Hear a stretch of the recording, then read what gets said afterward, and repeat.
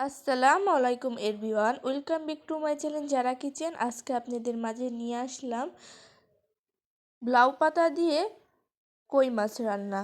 যা কথা না বাড়িয়ে শুরু করা যাক। এখানে আমি লাউ পাতা কেটে তারপর ধুয়ে নিয়েছি। তারপরে নিয়েছি এখানে লাউ পাতার ডান্ডা, এই দেখুন, এটাও কেটে ধুয়ে পরিষ্কার করে নিয়েছি। এখানে আমি কই মাছগুলো নিয়ে নিলাম। এই কই মাছগুলো আমি এখন আগে থেকে হলুদ মরিচের গুঁড়ো আর লবণ দিয়ে মেখে রেখেছি। এই দেখুন,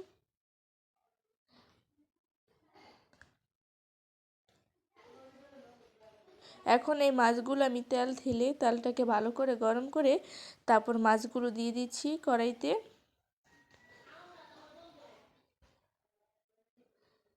সবগুলো মাছ দিয়ে দিয়েছি। এই মাছগুলো এক পিঠ ভাজা হয়ে গেছে, আমি এখন আরেক পিঠ ভেজে নিচ্ছি। মাছগুলো আমি উল্টিয়ে দিচ্ছি। এই যে আমার মাছ ভাজা হয়ে গেছে, আমি এখন তুলে ফেলবো।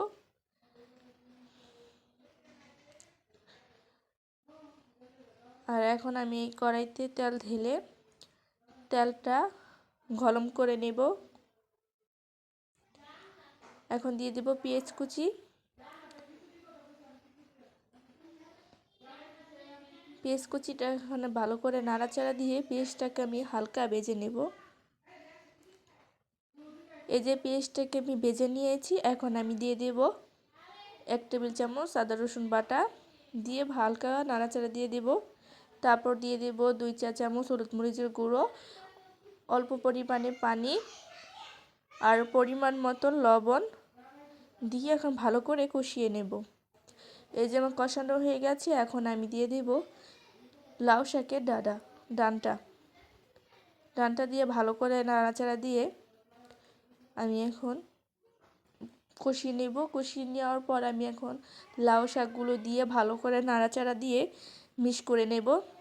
এই দেখুন, আমি ভালো করে নাড়াচাড়া দিয়ে দিয়েছি। আর এখানে আমি এখন দিয়ে দেব পরিমাণ মতন পানি। পানি দেওয়ার পর আমি এখন দিয়ে দেব এখানে কই মাছগুলো দিয়ে দিলাম। কই মাছগুলো দেওয়ার পর এখন একটু নাড়াচাড়া দিয়ে দেব।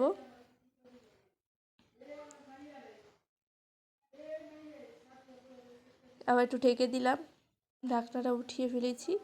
এখন আমি এখানে দিয়ে দেব শাক বাটা, অল্প পরিমাণে শাক বাটা দিয়ে দেখুন আমি এখন এটা 5 মিনিটের মতন জাল দিয়ে নেব। এই দেখুন আমার রান্না হয়ে গেছে, আমি এখন নামিয়ে ফেলবো। এই যে আমি পরিবেশন করলাম। আপনাদের যদি আমার রান্নাটা ভালো লাগে তাহলে আমার পাশে থাকবেন, লাইক কমেন্ট শেয়ার করবেন, বা আপনাদের যদি ভালো লাগে তাহলে এভাবে বাসায় ট্রাই করে দেখতে পারেন। আমার কাছে ভালো লাগে দেখে আপনাদের কাছে শেয়ার করলাম। সবাই ভালো থাকবেন। আল্লাহ হাফিজ।